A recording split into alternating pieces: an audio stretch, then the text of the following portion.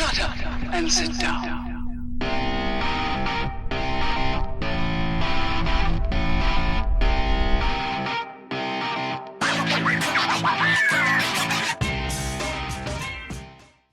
Greetings, fellow travelers. Oblix here, and today I want to talk to you about the Invicta Bolt. How y'all doing today? So, this is the Invicta Bolt, and this is how it comes. This is their presentation, and it's pretty awesome, I gotta tell you. Now, Invicta catches a lot of flack in the watch community. People who own Invictas are looked down on. The company itself is looked down on. It's, there's just a lot of hatred out there for Invicta, and it's kind of sad because this is one of the oldest watchmakers in the world, people. One of the oldest. It's older than Rolex. It's older than Omega. It harkens from the fabled Swiss watchmaking regions. So why do they get so much hate amongst watch snobs? And I am going to call them watch snobs because anybody that looks down on somebody else's watch is a snob. Now, you don't have to like it. If you say, hey, I don't like that, I don't like that color, I don't like that shape, I don't like this style, that's fine. That's a personal preference. There's nothing wrong with that. But to say, you're less of a watch collector because you have an Invicta, or you have a Fossil, or you have a Timex, it's just ridiculous. If the watch provides you, the wearer, with a sense of joy, if you take pleasure every time you see it on your wrist, that's all that matters. What these other snobs have to say means nothing. They're pointless, arrogant little twits who just don't deserve the time of day. Pun intended. So, this is the Invicta Bolt, and I gotta tell you, I don't have a problem with Invicta. Now, in 1991, the company was sold. The original family had owned it since the 1800s, somewhere in there. Don't remember the exact year off the top of my head. Again, they're one of the oldest watch manufacturers on Earth.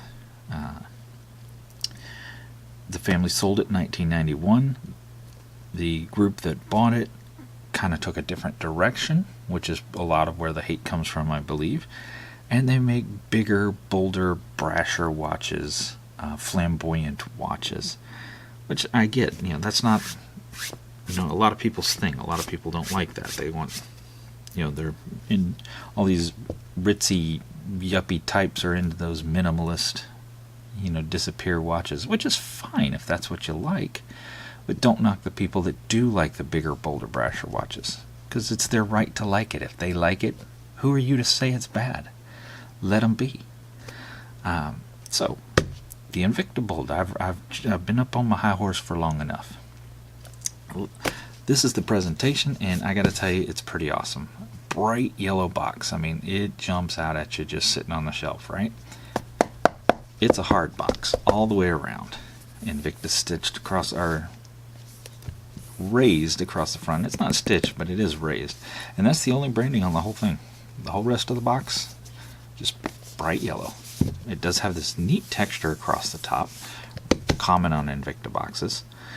And let's take a look at what's inside. Oh yeah, nice. So the Invicta Bolt. Now, typical Invicta style, you got this paler yellow soft insert here, and pillow. We've got instructions and stuff up top here. Let me twist this around so I can get these out, because there's some fiddly bits inside holding them in. And pull these out here. And we get a little envelope, instructions, warranty card, and more instructions. Simple instructions. 1837 is as long as Invicta's been making watches. That's just crazy time. Again, one of the oldest in the world. So, move all this garbage out of the way. And take a look at the bolt. We'll pop it out of case. And we have some tags and stuff in here I will show you in a minute. Let me just set this off to the side here, and we'll pop it off the pillow. And here you go. Now, this is a chunky monkey. It's typical Invicta style, big, bold, and brash. Or typical modern day Invicta style, let me put it that way. Big, bold, and brash. You don't have to like it. You don't like it, that's fine. Sit down, shut up, and let the people who do like it be happy. So, it's pretty darn thick. And you notice it's got a bunch of different blues going on here. And of course my phone's going crazy, and I don't even know where my phone is at this point in time, because it wouldn't be an Oblix video without my phone going nuts. So a lot of different color blues. You got the shade of the blue on the silicon band, or actually this is a polyurethane band. You have the shade of the blue here on the inside of the bezel. You have shade of the blue for the screws, a different shade of the blue for the steel cable. It is a steel cable, by the way, that wraps around in here. Let me hold it up here, see if the camera will focus. You can see the steel band that runs the entire length of the way around the watch. Pretty cool feature. I like that a lot. They do that on a lot of the Bolt series, though not all of the Bolt series. You got the blue again on the buttons, the chronograph buttons, and the crown as a cap on the crown. A different color blue on the face of the watch, and in these little segments down at the bottom, and yet a different color blue on the second wheel for the chronograph down at the bottom down there. Let's see if I can get that in here where you can see it. See that different color blue down here at the very bottom wheel at the 6 o'clock. So there's a lot of blue going on. Also on the screws here on the side, yet another color blue. It's like the honchos at Invicta sat around the conference table, and one of them said to the other, "Hey, we want to do a new Bolt watch. What do you want to do?" And the guy said, "Well, I like blue. Let's do one in blue." And he's like, "Well, what color blue?" He's like, "Yes, all the blue. Do all the blue." So this is what they came up with, and they did all the blue. So, there's lighter blue, there's darker blue, there's steel blue, there's just blue all over the place, and all different manners of blue. Kind of crazy. You got a second hand, traditional second hand, the large sweep hand. You've got a minute and an hour hand on the face, and then you've got a 24-hour clock at the 3 o'clock position. At the 4:30, you've got a date complication. At the 6 o'clock, so that's over here, at the 6 o'clock you've got the seconds for the chronograph, and over here at the 9 o'clock you've got a minutes for the chronograph. You've got it is luminescent. We'll give you a lume shot here in a little bit.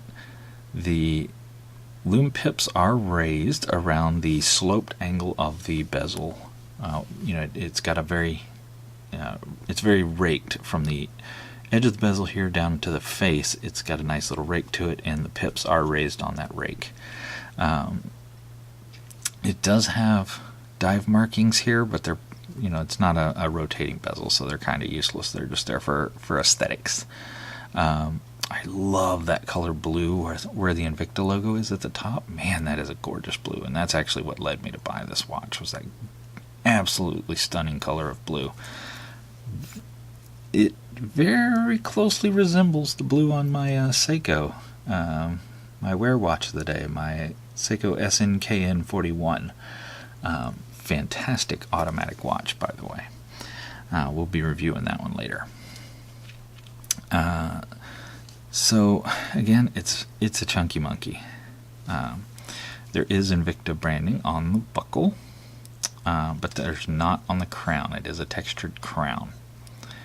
So now let me pop this open, and we'll take a look at the back here. All right, there we go on the back. You can see the Bolt logo there, if I can hold it open. And we'll get it focused and in good light. And I'll just kind of move it around so hopefully the reflection at some point in there lines up where you can see what's going on. And it does say a nautical ensemble. So it is a Japanese chronograph, and it is running the VD53, so nothing stellar, but nothing bad. It'll last you forever. Instead, it is a polyurethane strap, and they do not indicate what type of stainless steel this guy is. So that I'm going to give them a ding for that. If you're using good steel, you're going to say you're using good steel. They don't say what steel they're using, so they're probably not using the greatest of steel. It's freaking heavy, so I don't think it's going to be a problem. You could beat muggers off with this thing. It is water resistant down to 100 meters, and it is modeled 25465. Now, these inserts here in the polyurethane strap, these are actually metal. They're not fake plastic or anything like that. They are metal, and they are screwed in. You can see right here on the side of the polyurethane strap where they're screwed in. And if I flex the strap a little bit, you can see how they're actually metal there across. Pretty nice. Pretty nice. I'm going to say this. This is an inexpensive watch, but it's not built cheaply. It doesn't feel like a cheap watch. It feels like a much more expensive watch. Now, that's where Invicta kind of falls a little bit flat on their face. Another detail I like is the anchor right here at the 6 o'clock. I forgot to show you. That's actually raised up a little bit. Pretty nice. But where Invicta falls on their face, and where I think criticism of Invicta is justified. One of the criticisms people will make is that their pricing is ridiculous, and it absolutely 100% is. It's just galactically stupid. It's well beyond ridiculous. I will show you this tag, which was on the buckle of this watch. This tag contains the MSRP for this watch. Now, I want you to take a guess and put right now down yonder down there what you think the number on this tag is. What would you expect the MSRP of this watch to be? An unknown stainless steel, a glass face. Now it is what do they call it? Flame Fusion. That's an Invicta thing. Nobody else uses it, but it's some form of coated glass for scratch resistance. It doesn't have anti-reflectivity, but it does have some scratch resistance. And from all standards, everybody, what most people say, it's pretty decent. It's not the greatest in the world. It's not sapphire, but you're not paying the sapphire cost either. There's a lot of stainless steel in this, and you are getting the Japanese movement. Not great movement, but decent movement. So what would you imagine the price tag on this guy would be? Did you get it? Did you get it written down there? I gave you plenty of time. Ready for the big reveal? And bam! The thump you heard was all the people that just fell over at one time. Because nobody would guess that is a stupid price tag. This thing, I'm sorry, it doesn't... you could have charged this back in the day, Invicta, when y'all were leading the pack and some of the best watches on the planet. But y'all aren't that anymore. Don't get me wrong, you make nice watches. I like your watches. I've got a lot of Invicta watches, but come on, really? MSRP over $1,000? $1,100 almost? That's just staggering. Unbelievably staggering. So, what? I can't even do it, guys. This is the point where I normally ask, would I pay that for a watch? Would I pay the MSRP for the watch? And I would normally say something cheeky like, only a goofball pays, MSRP for a watch. But in this case, guys, seriously, if you pay MSRP for an Invicta, you need to be removed from the gene pool. There's a serious problem with you that I don't think can be fixed. I don't even think people at Invicta would pay the Invicta price, because this watch, brand new on Invicta's website, is not even close to this price tag. Even Invicta scratching their own head going, what the heck? We can't sell it for that. It's just crazy, guys. It's crazy. Invicta themselves is selling it for around $500. And I don't know if they're actually even selling any at that price. I just know they want that price for it. What did I buy it for? Well, I've got the other tag right here in the box. Let me pull that out. What did I pay for it? Bam, $120. So, that's one heck of a discount. From $1,100 down to $120. I am the best negotiator on the face of the planet. Not really. I just shopped at TJ Maxx, and TJ Maxx has great deals on watches. So, like I said, you can, on average, find this guy for between $300 and $400. Invicta sells it for $5. TJ Maxx running them right now for $120. So obviously they're clearing them out. But yeah, don't ever pay MSRP for an Invicta, please. But let's jump this guy on the scale, because it is a chunky monkey. Let's get this guy teared out, and here we go. And take a look. 7.6, our heaviest to date. This thing is, again, a serious chunky monkey. Now, I've got bigger. You've seen bigger, actually. I was wearing one in a previous video. Also an Invicta, by the way. But yeah, she's a chunky monkey. Let's take a look at how big she is. Oh, gotta keep opening the calipers even more. Boom. All right. Diameter 52, guys. Biggest one to date is, again, it's a beast. It's an absolute beast. Let's look at across with the crown. We're looking at, what is that, 56? She's big. All the way around, she's big. Not replaceable band. Well, maybe probably replaceable, but I don't think you would want to, because you're killing the style at that point. But I do see some lugs down in here. We can replace it if we need to. And you're looking at a 19. Height-wise, guys, again, chunky monkey is going to be thick.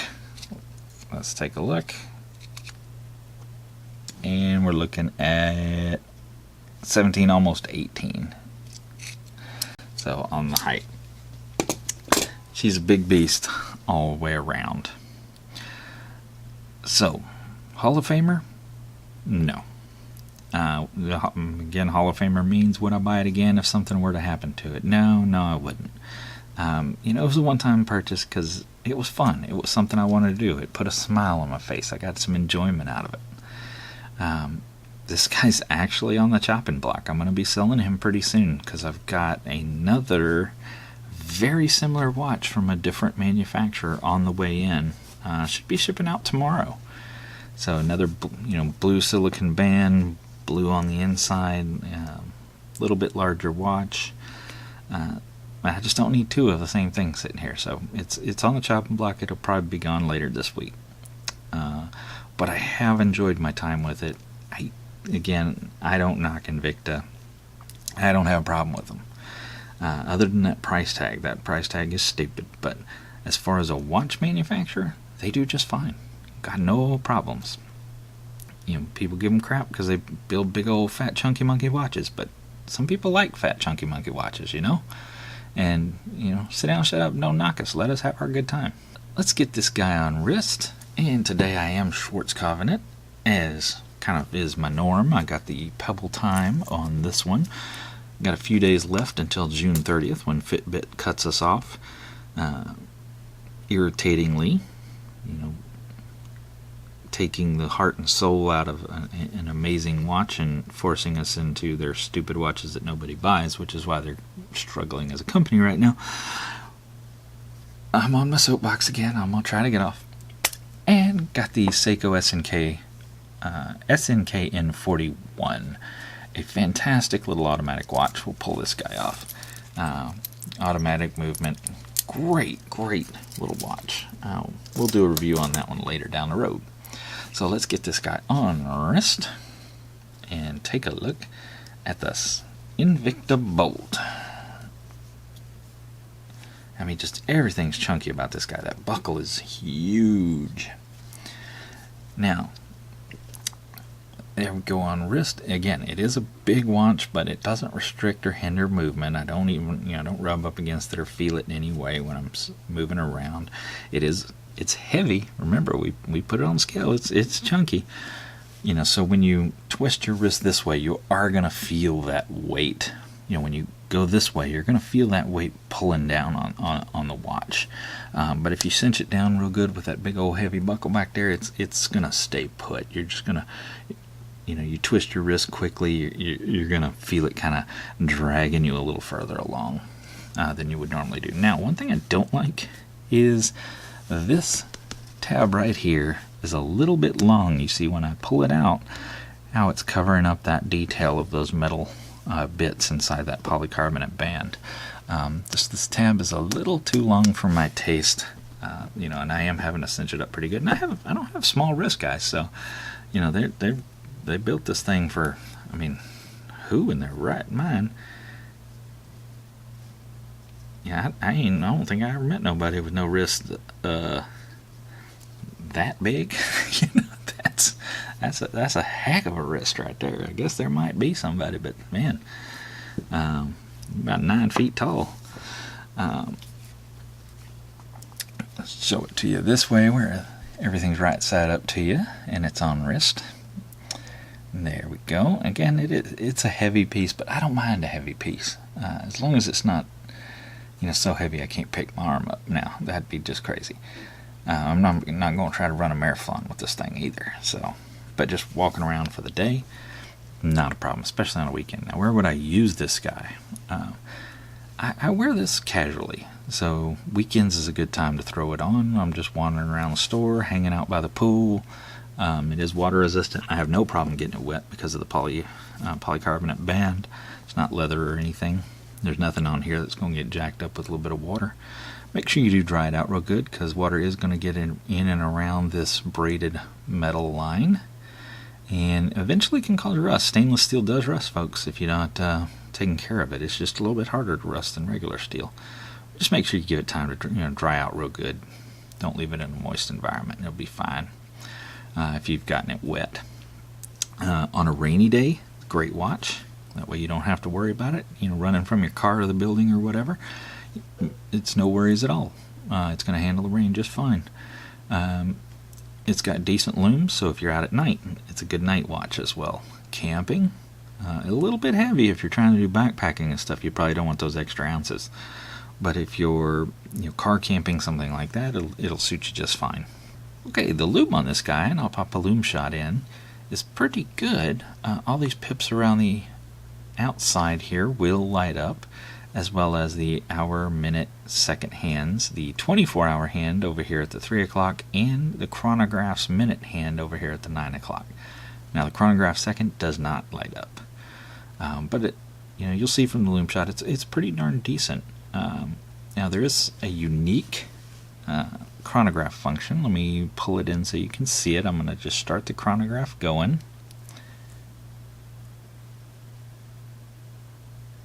And you see the wheel down here at the 6 o'clock rotating. There you go. It'll rotate once per every second. Once it hits 60 of them, you'll get a tick over here on the minute wheel. All the way up to 60 minutes. Now, when you're done, and you stop it with the top button and you reset it with the bottom button, you'll watch that bottom wheel will rotate like crazy until it gets all the way back. So it'll rotate around until it gets all the way back to the original. If you're multiple minutes in, it'll sit there, it'll spin in circles for a while until it gets all the way done. Okay, checking out the crown. It is not a screw-in crown, it is a free float. And looking at the back, it looks like it is a screw-in back, but I'm not 100% sure that it is. It is nowhere indicated in my instruction manual, nor is it indicated on Invicta's website that it is a screw-in back, and that is a sought-after feature, so I would think if it were a screw-in back that they would indicate it on their site. But they don't. However, it does look like one. You know, it's got these divots out of the sides here, and there's nowhere for a pry tool. So I'm not going to try to take it off and see. One, I don't have the tool to undo a screw in, and two, I don't want to try and pry it, given that I'm going to probably sell this week. So well, we're just going to have to ride with that. It probably isn't, but it might be. I know that's a horrible answer, right? Now, taking a look back at the band, and specifically the keepers. They're both free float. You guys know I prefer my first keeper to be fixed, but that's pretty much the norm on most rubber, polyurethane, or silicone bands. Tend to be free float on both keepers. Though it's not 100%, you know, this Victorinox Swiss Army has rubber bands, and they have come up with a way to set that first keeper, and I'll show you that when we review this guy. So it can be done. But, you know, that's a higher price point watch, too. Now, this one has higher MSRP, but the reality is it's a lower price point watch. There is another issue I have with this guy, and I'm going to show you on the wrist here. We'll put it back on the wrist. Let me fix it up and pop it in the keepers. And I'm going to slide that keeper out to where I'd normally have it. And you can see this keeper covers the decoration, which we talked about before and I'm not a huge fan of. But because we're approaching where that decoration is, if you look at the side of the watch here, the keeper won't go up past that decoration, so I can't get the keeper down to the end, though it wouldn't stay here anyway. What that does, and because of where this band falls, because it comes up past the side of my wrist, it comes to a point where it basically becomes a flap. And when you're looking down on the watch, you see the flap, and that irritates me to no end, I gotta tell you.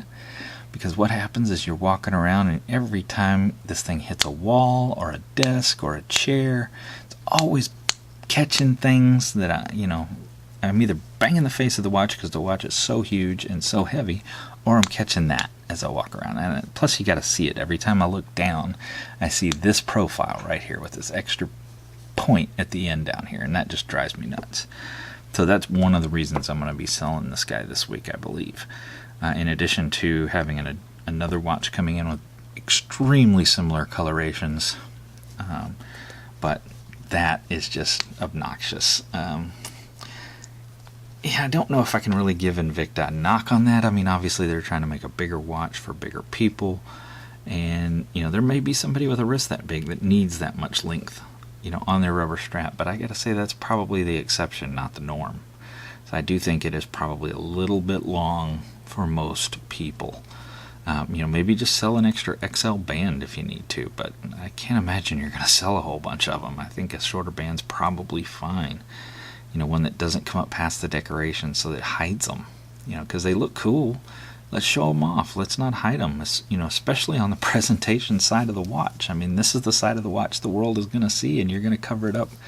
When I wrap it up, you're going to... I can't do it, but my hand's all funky.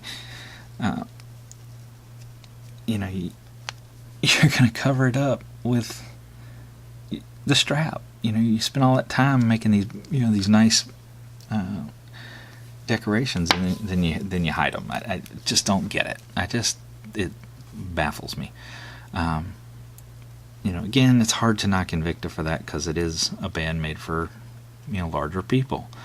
Big old honking wrist, big old Godzilla size wrist, I guess. I don't know. But so it's a little tough to knock them for it, but it is something that bugs me and is one of the reasons, one among several, that leads me towards sending this watch on down to the road to hopefully bring a smile to somebody else's face for a little while, as it's done to mine, because I have enjoyed my time with it. It is a very comfortable strap. It's very soft rubber, or polycarbonate. It's very super flexible. See this guy? I mean, it's you're not going to be at a discomfort wearing this other than the weight. Now, if weight is a problem for you, this is not the watch for you. Look elsewhere, because it is, again, a chunky monkey, and there is going to be some heft on your wrist. As long as you're good with that, it's a pretty good deal. Sure do appreciate you guys hanging out with me, and until next time, you guys get out there and make some noise. See ya.